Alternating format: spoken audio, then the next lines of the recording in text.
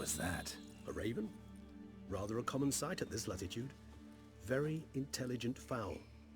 I asked him to look for the creatures you mentioned, him and his brethren. Perhaps they'll find one in the area, and I would hazard that a flock of ravens will spy any said creature faster than a solitary witcher would, with all due respect to your skills, my friend. It will take them some time, nonetheless, so perhaps you'd care for a snifter of mandrake.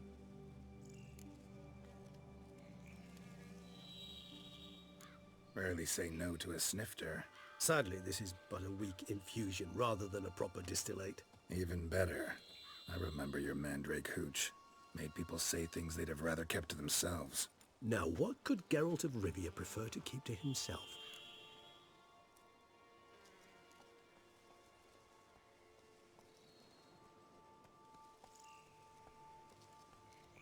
Guess you missed my point, Regis. I was glad to hear it's not the hooch, because I don't want to talk about what I don't want to talk about. Oh, I understood you far better than you think. Allow me to reveal a secret. My mandrake distillate possesses no particular tongue-loosening powers. Those who drink it and talk simply have burdens they wish to lift off their shoulders. The hooch is but a convenient excuse, a cover that justifies their sudden candidness to themselves. All right, you first. Any burdens you want to unload?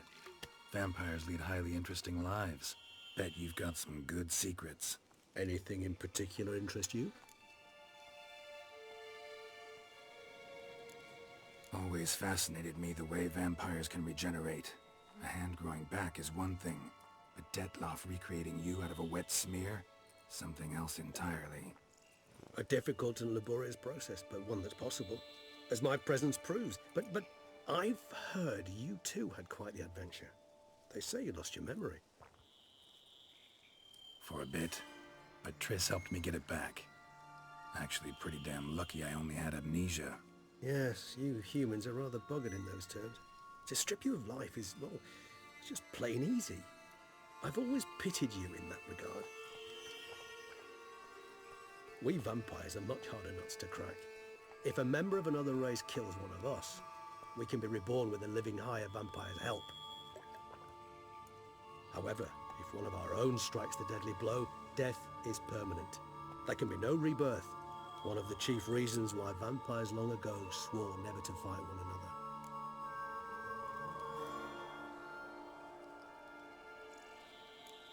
Got a new life, new body. That give you a new start? Blank slate? Starting all anew is a very broad concept. What exactly do you mean? Your blood addiction, say. Wondering if your body's the same, if it still remembers. Maybe if you drank now, you wouldn't get hooked. All addictions are a form of slavery. Re-addiction's not a risk I'm willing to take, just to test a hypothesis about corporeal regeneration and whether propensities carry over. Fair enough. Curiosity, that's all. Sorry. Not to worry, Geralt. Curiosity is a natural reaction under the circumstances, apart from which I've always valued that trait in you. Gotta ask you the big question. One everyone wonders about. What happens after death? You wish me to tell you if the human belief in the gods is well-founded? Well, that I do not know. We vampires differ exceedingly from you humans.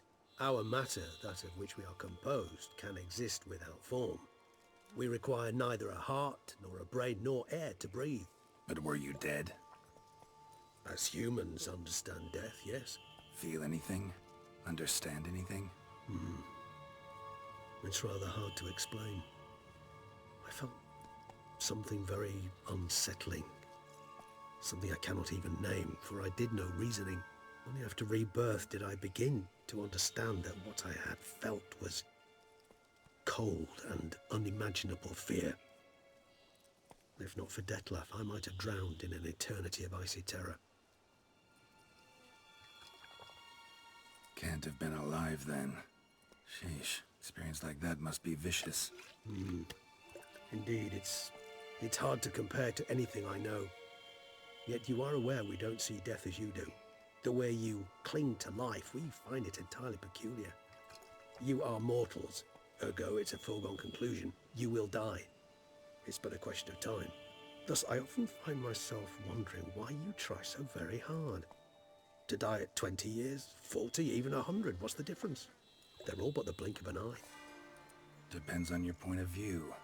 Man who's got 1,000,000 crowns to spend can't possibly understand one who's only got 20. Very true. One's outlook can indeed change much.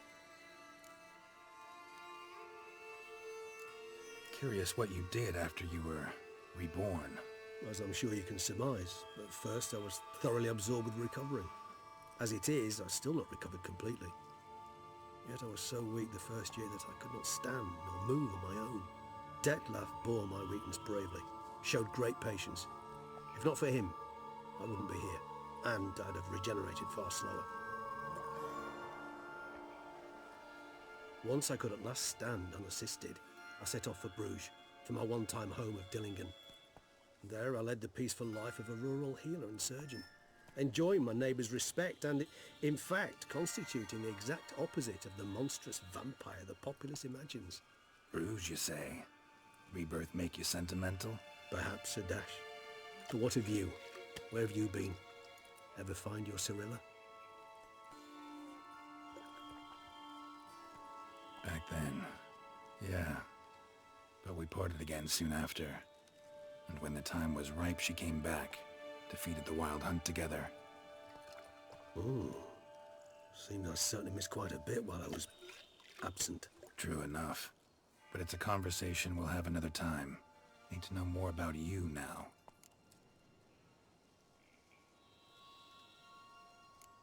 All right, give you one question. What do you want to know? One question to ask one as fascinating as you, Geralt. Cruel parsimony, I'd say, but I shall do my best to make it count. If you were to die and be reborn as I was, in your new life, would you choose to be a witcher? See, Regis. Doubt I'd know how to be anything else. Ever tried? See, you're determined to get an answer, to find out if I like being a witcher. Just refuse to ask directly, as always.